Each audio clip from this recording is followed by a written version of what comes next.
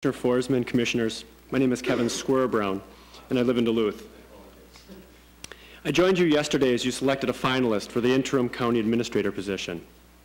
Over the opposition of Commissioners O'Neill and Sweeney, you chose to select an interim administrator from a pool of candidates generated without even posting the position. By not posting the position or soliciting applicants, you did as Commissioner Fink warned, heightened the perception that there was a pre-selected person for the job. This perception becomes even more solidified with the announcement that Alan Mitchell is that finalist. Yesterday, Commissioner Forsman made it clear that the finalist was a former county employee in his first choice.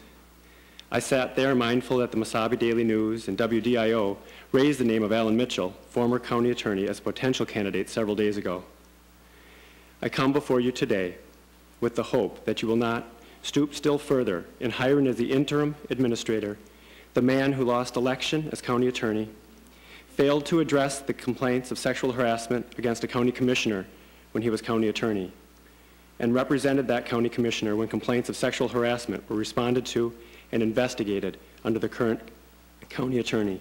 When I heard Commissioner Rocker say that the finalist was someone who had proven accountability to elected officials, I hoped he wasn't referring to Mitchell's inaction when sexual harassment complaints were made during his watch as county attorney, or the legal services rendered when Commissioner Rocker was investigated for sexual harassment.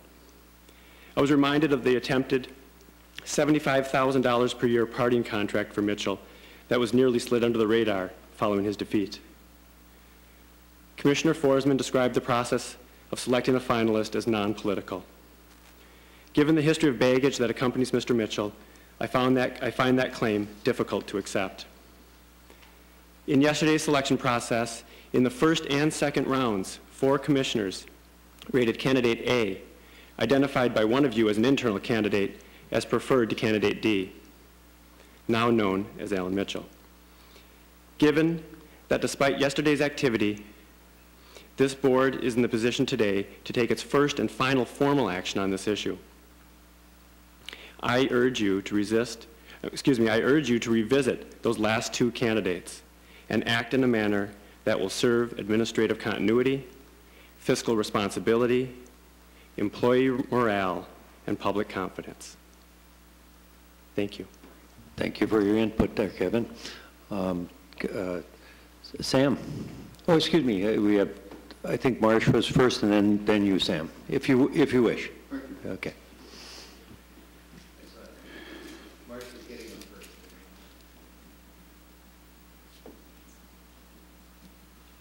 Welcome, Marsh. Thank you. Chair Forsman.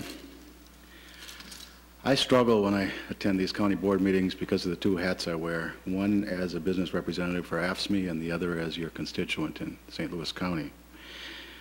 It's clear that Al Mitchell is going to be appointed today, and I'm going to work with him as constructively as I can as your interim county administrator. And our union, of course, has taken no position on this.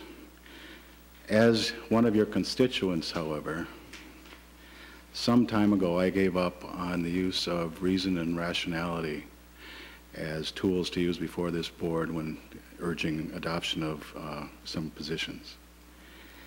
It seems clear to me as one of your constituents who sits in these board meetings regularly that this action is being precipitated by an absolute refusal to accept the election results of 2006.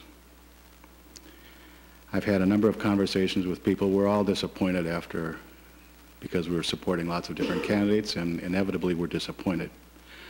We go up and shake the hands of the winner and we move on. I have watched since November of 2006 as Melanie Ford has been disrespected and treated very shabbily by this board. As somebody who sits in negotiations and at these meetings listening to how tight budgets are, how every nickel is precious to St. Louis County, it boggles my mind that we have 2 deputy administrators who are fully capable of stepping in and have in the past, who are aware of all the issues that are currently before this board, some of the prospective issues that are coming on, and yet we're willing to go out and contract for how many thousands of dollars with somebody else to come in and be trained by our 2 deputy county administrators for how long? Once again, as just one of your constituents, it seems very, very transparent to me that this whole thing is being precipitated by an absolute refusal to just accept election results from 2006. Thank you much for your time. Thank you, Marsh, and